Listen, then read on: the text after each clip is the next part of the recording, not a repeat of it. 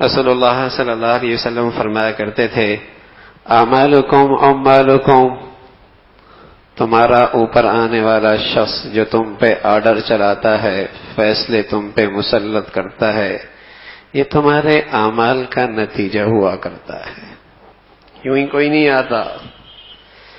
اللہ کا نبی وہ کہتے ہیں جو انہیں اللہ بتاتے ہیں، اور اللہ وہ جو بتاتے ہیں اس کے پیچھے اللہ کی قدرت اور طاقت ہوا کرتی ہے۔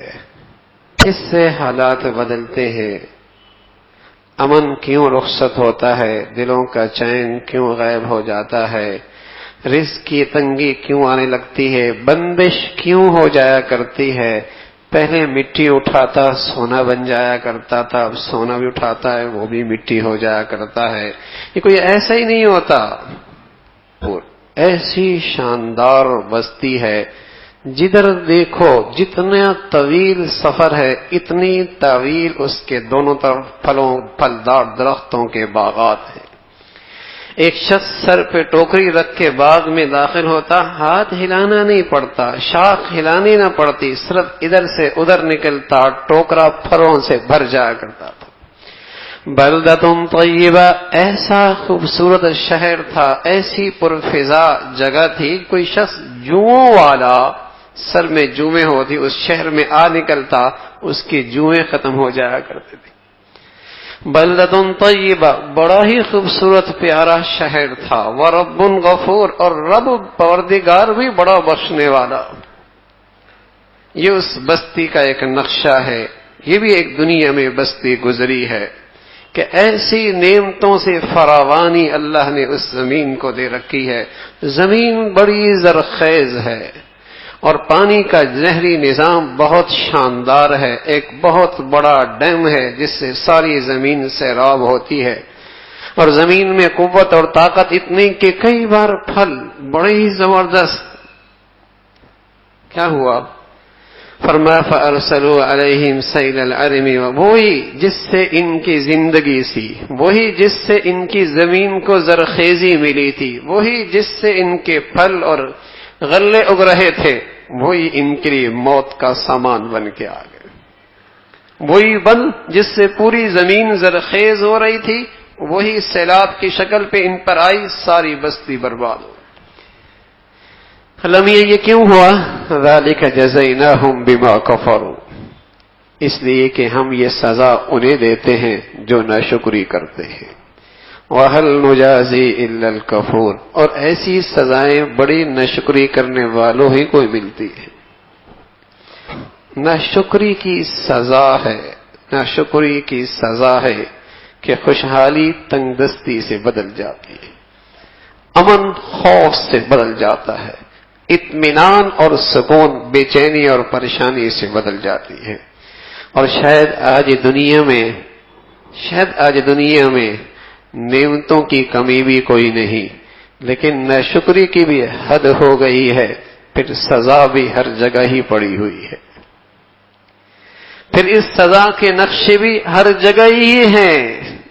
چھوٹی سی بستی ہو، چھوٹا سا گھر ہو، جھونپڑی ہو یا کوٹھی ہو، کوئی بھی مشرق ہو یا مغرب ہو، شمال ہو یا جنوب ہو، فروانی ہو یا تنگ دستی ہو، یہ سزا تو ہر جگہ ہی نظر آتی ہے، اس لیے کہ جہاں ناشکری ہے وہاں یہ سزا بھی ہے۔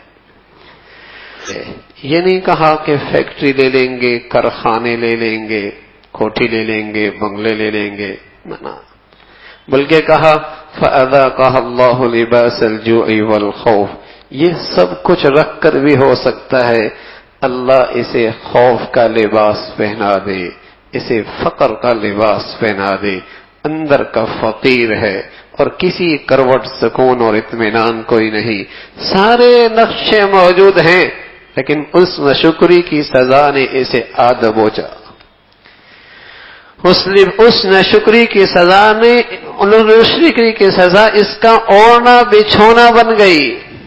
لباس الخوف، اللہ یہ نہیں کہہ رہا خوف آیا، نہ، فرمایا ایک انسان جب تک اس میں انسانیت ہے وہ کسی نہ کسی درجے کا لباس ضرور پہنتا ہے، کبھی موٹا، کبھی باری، کبھی رات کے سونے کا، کبھی مجلس میں جانے کا، کبھی گھر کا، کبھی دفتر کا، کبھی شادی کا، کبھی غمی کا، لباس تو پہنتا ہی ہے انسان جو ہے۔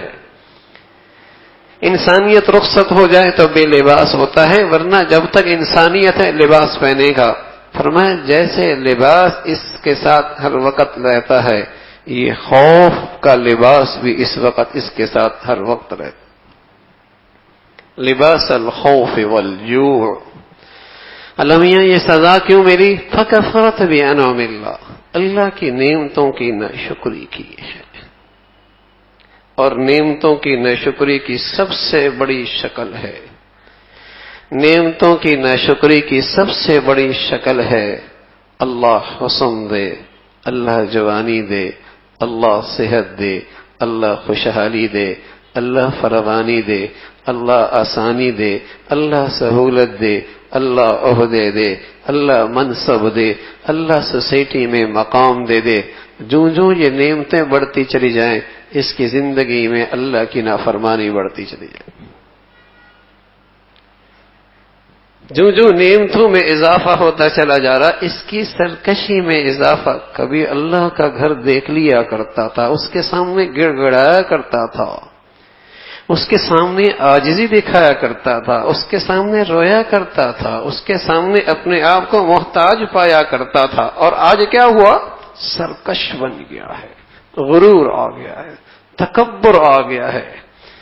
اب اس کی پیشانی رب کے سامنے نہیں جھکتی، حد کر دیتا ہے اللہ کی نافرمانی میں۔ ایسا ہے جیسے اس پر کسی کا اختیار کوئی نہیں، جیسے اس پر کوئی مختار کل کوئی نہیں، جیسے اس پر کسی کا حکم کوئی نہیں، جیسے یہ کسی کا محتاج کوئی نہیں، کہ جیسے اس پر کوئی زبردست نہیں۔ ایسے اس کی سرکشی کی زندگی ہے۔ فکفرت بانعم اللہ، اللہ نے نعمتیں دی، اس کی سرکشی بڑھ گئی۔ جو بھی نعمت دی ہے اللہ سے اور دور ہو گیا، اور دور ہو گیا۔ فکفرت بانعم اللہ، تو اللہ کی طرف سے سزا اس ناشکری کی سب سے بڑی شکل ہے۔ ایک ہے نا زبان سے ناشکری کرنا، یہ بھی ناشکری ہے، لیکن ناشکری کی سب سے بڑی شکل یہ ہے اللہ کی نعمت میں رہ کر اللہ کو ناراض کرے۔ دولت اللہ نے دی ہے، دولت اللہ نے دی ہے، اس سے گناہوں کو رواج دے رہا ہے۔ اس نعمت کی کتنی بڑی ناشکری ہے۔ دولت اللہ نے دی ہے، اس سے رسم و رواج کو فروغ دے رہا ہے، اس سے بغاوتیں اٹھ رہی ہیں، نافرمانیاں اٹھ رہی ہیں، سرکشی بڑھ رہی ہے، اور یعنی اور فحاشی بڑھتی چلی جا رہی ہے، حلال حرام کی تمیز مٹ چلی گئی ہے۔ سود لے کر سرکشی کرتا ہے، فخر کرتا ہے، کاروبار کر رہا ہے سود لے کر، ایسی بغاوت پہ اترا ہے۔ جو نعمتیں بڑی ہیں اس کی سرکشی بڑھ گئی۔ اللہ کی نعمتوں میں اللہ کی نافرمانی کرنا، یہ ناشکری کی سب سے بڑی سزا ہے۔ اور میرے عزیزو، یہ سزا دنیا میں بھی مل کے رہتی ہے، دیر سویر ہو جایا کرتی ہے، دیر سویر ہو جایا کرتی ہے۔ من یعمل سوءا یجز بہ، من یعمل سوءا یجز بہ، اللہ کہہ رہا ہے غلطی کرو گے سزا ملے گی، دیر سویر ہو سکتے، ڈھیل ہو سکتے، لیکن اللہ کہہ رہا فلا تحسبن اللہ غافلا عما یعمل الظالمون، خیال رکھنا اللہ بے خبر کوئی نہیں، سب دیکھ رہا ہے۔ اور جب اس کی لاسی برستی ہے دنیا تماشا دیکھتی ہے۔ یہ تخت پر تھا، تختے پہ آ گیا ہے، اس کی شان تھی، عزت کے نقشے تھے، یہ ذلیل اور رسوا ہو گیا ہے۔ ارے صبح شام کا فاصلہ بھی نہیں رہتا، صبح شام کا فاصلہ بھی نہیں رہتا، جب پکڑ آتی ہے دیر کوئی نہیں لگتی۔ وما بكم من نعمة فمن اللہ، وما بكم من نعمة فمن اللہ۔ ارے کچھ عطا ہے تو اس محسن کا احسان ہے، اگر تو کچھ ہے تو اس محسن کا کمال ہے، وہ نظر کرم ہٹائے تماشا بن جائے۔ اماں کے پیٹ سے کیسے آیا تھا؟ ساری دنیا بے لباس ہو کے آئی تھی، اب تیرے پاس نعمتیں آ گئیں تو اس محسن کا شکر بجا لا۔ اتنی احسان فراموشی بھی تو اچھی کوئی نہیں.